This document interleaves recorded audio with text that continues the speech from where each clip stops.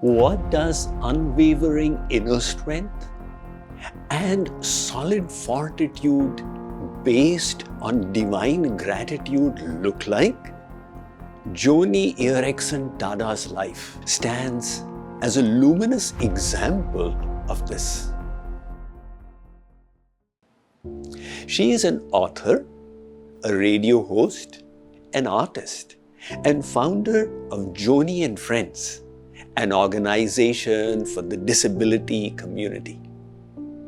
Her father, John Erickson, participated in the Olympics for the US wrestling team in the 1930s. With the example of her parents, Tada lived a very active life throughout her childhood. When she was 17 years, she dove into the Chesapeake Bay after misjudging the shallowness of the water. She had a fracture between the fourth and fifth cervical vertebrae and became a quadriplegic, paralyzed from the shoulders down. What followed was not instant spiritual triumph. During 2 years of rehab, Joni experienced anger, depression, suicidal thoughts, and religious doubts.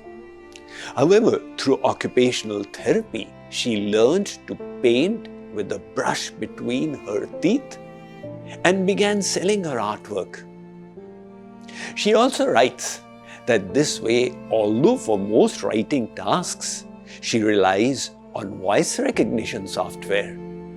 To date, she has written over 40 books, recorded several musical albums, and starred in an autobiographical movie of her life.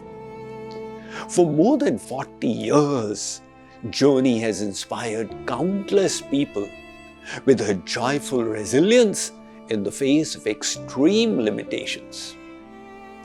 What is the most striking in her personality is not just her attainments, but her attitude, the mindset.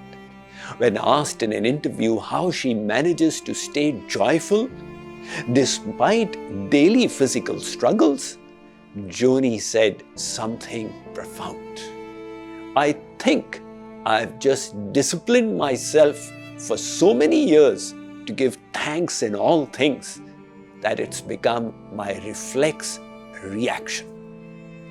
For many, our reflex reaction to difficult circumstances is to whine, to complain, rather than giving thanks at the outset. Fretting, losing hope has become our default pattern. What we need to develop is a new pattern based on feeling gratitude in all things. That is the essence of a spiritual mindset.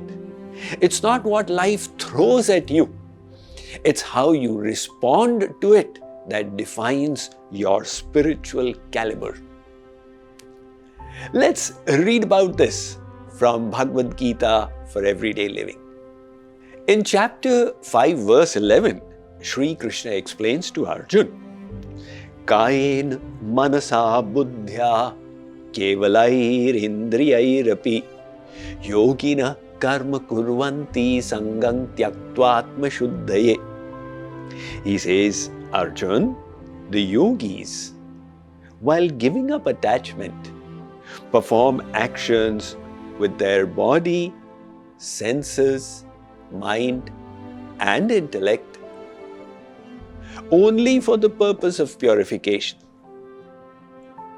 The purport explains that in the final analysis, the success and failure of our life is determined by the extent to which we manage to achieve antahkaran shuddhi, inner purification.